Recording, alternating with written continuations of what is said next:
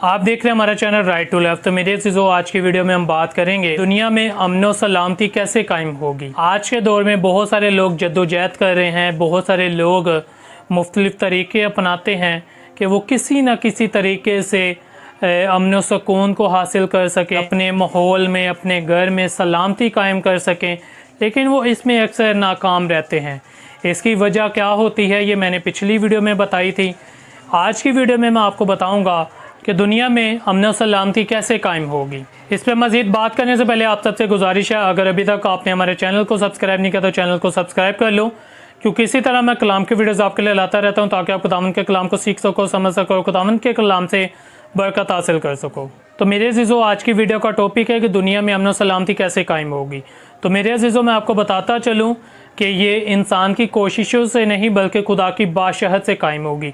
इसके लिए मैं आपको बाइबल में से कुछ हवालाजात बताता हूँ जिससे आपको यकीन हो जाएगा कि यकीनन ये इंसान की कोशिश से नहीं बल्कि खुदा की बादशाहत से होगा। तो आइए मैं आपको खुदा के ज़िंदा पाक कलाम में से ऐसी शानदार आयात बताता हूँ जिनसे आपकी उम्मीद जो है वो मजबूत हो जाएगी। तो मेरे अज़ीज़ों जब खुदा की बादशाहत कायम होगी तो ज़बूर 46 उसकी 9 आयत में लिखा है कि खुदा तमाम दुनिया से जंगों को मकूफ़ कर देगा। यानी जो आज के दौर में हमें इर्द गिर्द जंगें होती नज़र आती हैं, मुल्कों की मुल्कों के साथ, शहरों की शहरों के साथ, कौमों की कौमों के साथ, इस तरह मेरे अज़ीज़ों ये सारी जो ये फ़िरके हैं या जंगें हैं, ये सब जो लड़ाई झगड़े हैं खुदा सारी दुनिया से ख़त्म कर देगा। और इसी तरह मेरे अज़ीज़ों खुदा जिन लोगों से खुश है, यानी जो खुदा के कलाम पे अमल करते होंगे, खुदा उनके दरमियान सुलह और सलामती को पैदा कर देगा, जैसा कि हम लूका की अंजील उसका 2 बाब और उसकी 14 आयत में पढ़ सकते हैं। इसी तरह मेरे अज़ीज़ों दानियल की किताब उसका 7 बाब और उसकी 14 आयत में लिखा है कि खुदा की बादशाहत सारी दुनिया पे हुकूमत करेगी, यानी हुक्मरानी करेगी। और यही वजह है जब खुदा की बादशाहत कायम होगी तो हम ये अंदाज़ा लगा सकते हैं कि खुदा की बादशाहत में किसी भी तरह का लड़ाई झगड़ा नहीं होगा, और ये जो लोगों ने फ़िरके बनाए हुए हैं ये भी नहीं होंगे जो कि असल में लड़ाई की वजह बनते हैं। आया उसका 9 बाब उसकी 6 और 7 आयत में मेरे अज़ीज़ों यीशु मसीह को, यानी जो खुदा की बादशाहत का बादशाह है, उसको सलामती का शहज़ादा कहा गया है।